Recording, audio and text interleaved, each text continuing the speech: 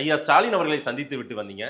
என்ன சொன்னாரு? எப்படி இருக்காரு அவரு? அவருடைய எண்ண ஓட்டம் என்னவா இருக்கு 2026 தேர்தலை ஒட்டி?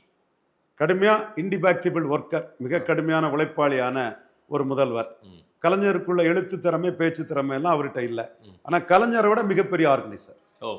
கலைஞரை விட மிகப்பெரிய ஆர்கனைசர். இது நான் சொன்னது. ஜெயலலிதாவும் பெரிய ஆர்கனைசர். ஜெயலலிதாவும் பெரிய ஆர்கனைசர்.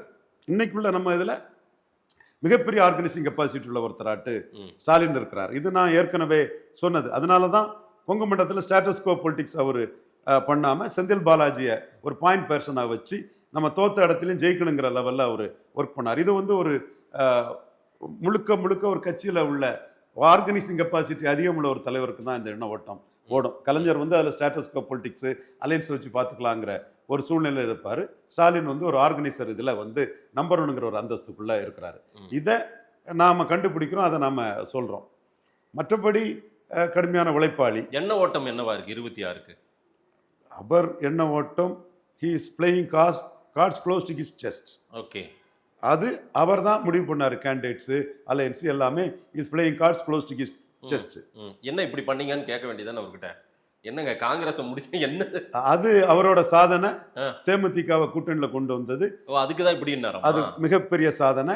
அது மட்டும் இல்ல, தேமுதிகவை கூட்டணியில கொண்டு வந்து ஓபிஎஸ் எல்லாம் அங்க இதுல வரக்கூடிய பட்சத்திலேயே மற்றவங்க ஆப்ஷனை ஓபன் பண்ணதும் காங்கிரஸுக்கு பார்கெனிங் வந்து ஒரு லிமிட்டோட நின்றுட்டு, என்றாலும் எங்களுக்கு வந்து அவர் சான்ஸ் எடுக்க முடியாதுங்கிற புள்ளியில 3 சீட்டு கொடுத்துட்டாருங்கிறது எங்களுக்கு வந்து ஒரு இதுதான். எங்க கருத்து வந்து 2 விழுக்காடு ஓட்டு கூட காங்கிரஸ் வெளியேறினா போகாதுன்னு எங்க கருத்து. அவரு அந்த அரசியல்ல சான்ஸ் எடுக்க முடியாதுங்கிற ஒரு புள்ளி இருக்குது இல்லையா, அந்த புள்ளியில காங்கிரஸுக்கு 3 சீட்டு அதிகம் கொடுத்துட்டாரு. சரி, தம்பி ஜோசப் விஜய வச்சு காங்கிரஸ் பேரம் பேசி 3 சீட்டு லாபம் பார்த்துட்டாப்புல. சரி, தினகரன் ஜோசப் விஜய காட்டி அப்படியே என்டிஏக்குள்ள நுழைஞ்சிட்டாப்புல. இப்படி ஜோசப் விஜய மையமா வச்சு நிறைய பேர் லாபத்தை பார்த்துருக்காங்க. ஜோசப் விஜயை பத்தி கூட ஏதாவது பேசினாருங்களா? ஏதாவது டாக் இருந்ததா?